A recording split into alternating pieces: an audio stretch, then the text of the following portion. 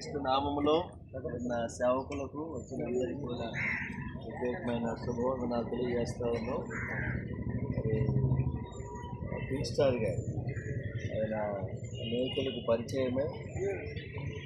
దేవుని యొక్క ప్రణాళికను బట్టి అనేక ప్రాంతాల్లో స్వార్థ సభలు ఏర్పాటు చేసుకొని అదే రీతిగా అడవి ప్రాంతంలో స్వార్థ ప్రకటించి అది ఆయన ప్రభు తనకు అప్పగించిన పనిని ఆయన నిర్వర్తించడం జరిగింది.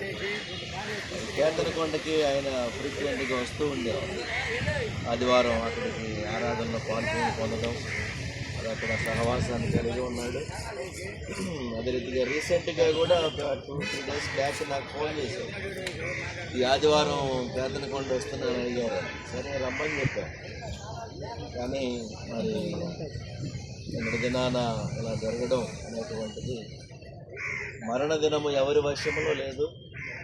కాబట్టి గాలి విసరకుండా ఎవరూ ఆపలేము. అదే రీతిగా మరణ దినము కూడా ఎవరి వశంలో లేదు.